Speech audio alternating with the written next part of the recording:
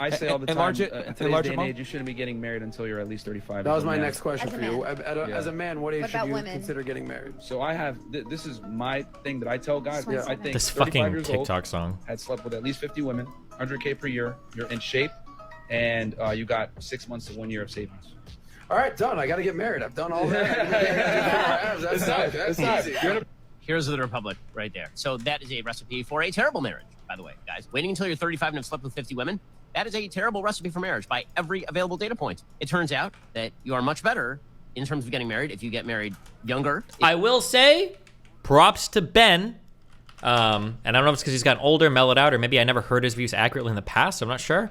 But listening to Ben Shapiro describe his relationship on Lex Fridman, I think he is the only conservative guy that I've ever heard give a good conservative take on what a traditional relationship looks like, to where his wife has clearly different roles and strengths than him, and he has clearly different roles and strengths than her, but she is like a valuable and invaluable asset to his life. He gives her a lot of props for helping him with like business stuff and pushing him to be a better person, et cetera, et cetera. His take on his relationship in the Lex Fridman show was very, very, very good and traditional. It's very rare that I hear people give good traditional takes on relationships, because most of them, they just fucking hate women. Sorry, but it's true. Most people, when you guys talk about trad relationships, you something you fucking hate women. Ben did not sound like that. Yeah. If you do not have a wide variety of sexual partners, all the stuff about, being in shape and having money and all the rest, like, you should try to do that, generally speaking. But this notion that you wait until you're 35, you've already made a bevy of mistakes that have shaped your character and made you much more rigid as a person, and that you should have had a basis of comparison in terms of sex of dozens and dozens and dozens of women. No, the data do not support this, and it's stupid. All right. Wow. So, obviously he's saying that the data doesn't support it, blah, blah, blah, which actually it does, Ben. And I'm going to talk about the data here in a bit. But so you guys are probably wondering, well, why is he so strong on getting married young, having this traditionally conservative outlook on dating, etc. So let's go back to that Wikipedia page real fast, guys. Could be his background. Yeah, I think his background has a lot to play with it. Which, they're not going to do there's the nothing Jew wrong with thing, his right? background. I wish every person was able to enjoy the background that Ben actually was able to That would be have. amazing. Let's go ahead and or is pull it up going to be real like quick, coming from Mo. like a good So, family? Early life and education, right? His real name's Shapiro Clarence. was born in Los Angeles, California, to a conservative Jewish family of Russian, Jewish, and Lithuanian Jewish ancestry. When he was 9 years old, his family transitioned to Orthodox Judaism. He started playing violin at a young age and performed at the Israel Bonds Banquet in 1996 at 12 years of age. His parents both worked in Hollywood. His mother was an executive of a TV company, and his father, David Shapiro, worked as a composer. Okay? Skipping 2 grades, 3rd and 9th, Jesus. Shapiro went from Walter Reed Middle School in the Valley to Yeshiva University High School of Los Angeles in West Side Los Angeles, where he graduated in 2000 at age 16. He graduated from the University of California, Los Angeles in 2004, summa cum laude, and Phi Beta Kappa at age 20 with a Bachelor of Arts degree in political science, and then from Harvard Law School in 2007 as a cum laude. Okay, so obviously some very impressive accolades there that he's achieved. And then he went on to work at the law offices of Goodwin Procter. As of March 2012, he ran an independent consultancy firm, Benjamin Shapiro Legal Consulting in Los Angeles. And then right around that time is actually when he started, the dunking on these college students, etc., and then just became a huge social media personality, right? Mm-hmm. So here's the problem, right, guys? As you guys can see from his background, grew up in a fairly well-off family, okay, successful family. 2-parent household, fantastic, right? And he had religion in his family as well, instilled in his family. And I've always said, when you come from a stable background, you have religion, you tend to have more positive worldviews, and it's better for creating relationships conducive to stable marriages, right? But you guys got to keep in mind, right, that not everyone gets this privileged background, so to speak. And also their environment as well. Not to bring up that point, but for example, he married early, 07, 08, right? Yeah, he married at 24 years old. And I'm just saying, most of that, I want to say culture and that type of dynamic, you get arranged marriages all the time. So it's pretty much like, okay, cool, here's my son, Ben, here's your daughter, Sally, they'd be a good fit. I don't think they're successful. His marriage was arranged. So it just breeds an arranged marriage, so to speak. So I don't know. I don't know what he means by that. No, it might not be, but I'm just saying but the point I'm trying to make here is that the background that Ben enjoyed is what most men are never going to get to enjoy, right? Sadly. A 2-parent household, strong religious values, right? And then finding another family that has a daughter that also has strong religious values, right? And he got married at 24 years old. Let's be honest, man.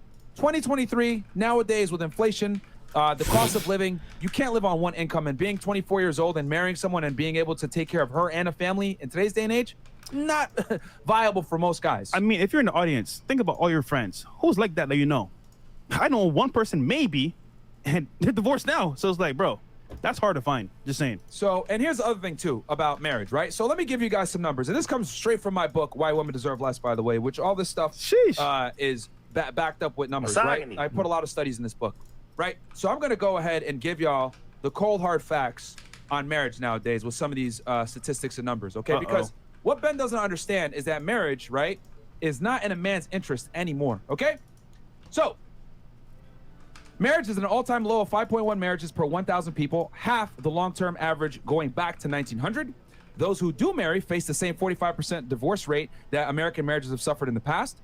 70 to 80% of divorces are initiated by women, jumping to 90% if the woman is college educated. And what marriages remain intact only stand a 28.5 chance of being happy ones. Cohabitation is no better, with half of them ending just as marriages do. Family formation is down from 3.6 births per woman in 1960 to 1.64 births per woman in 2020. Okay, and that includes immigrant families who are traditionally have more families. Pre-marital activities such as courtship, dating, and sex are down as well.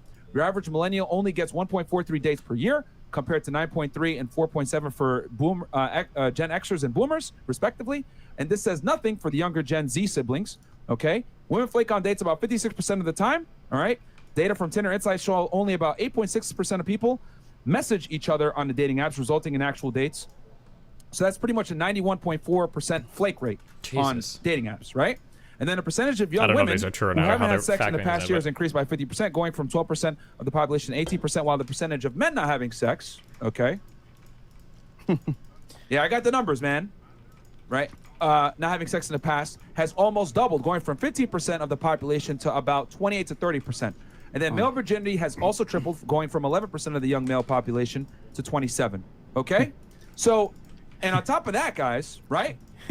He didn't account for 3 or 4 inflation. Yes. And here's the other thing, too. Right? I have a whole chapter, guys, on how women don't like men that much anymore. Okay? Well, sorry, excuse me.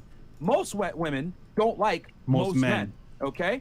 And if you guys don't believe me, when polled, Gen Z, all right, this is people born between 1995 to 2012, all right, women rank men 7th place behind travel, career, education, experiences, and starting a family. So men are at almost the bottom of the totem pole, all right, when it comes to marriage. And then millennial women, right, women in my age range, they're born 1981 to 1996, who aren't even hot anymore like that, okay, still rank finding a man at 4th place behind careers and education. And God forbid you make less money than them, you're screwed, bro.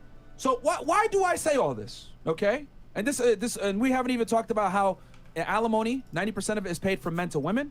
We haven't even talked about how women in general initiate most of the divorces. Why I mentioned that before. But women don't like men that much, guys. The dating landscape in general has changed significantly thanks to the internet, social media, dating apps, the amount of options that women have nowadays. So the thing is that what Ben is saying, get married young, have a family, all that other stuff, it sounds good in theory, right? In an imagination world. Back in the day. Right? Maybe 20, 30, 40 years ago. But nowadays, that's a big nope. It's going to lead to a... Because... These guys are traumatized by, like, divorce stats, unironically. Are 1,000% incentivized to not make it work with their guy. They actually benefit from breaking up with you. When they talk about the divorce stats, this is why Pearl said the same shit. Is like a lot of these guys think that like women just divorce men all the time because they're like maliciously doing it because it's like fun for them. Like women enjoy like getting divorced because they're all getting like rich off alimony and shit. Especially within the confinements of marriage. Now, where does that leave us? We've established that women don't like men that much. Marriage is a very risky proposal for men, right? All right, bye. Remember to hit that like and subscribe, and don't forget the notification bell so that my videos show up right in your feed.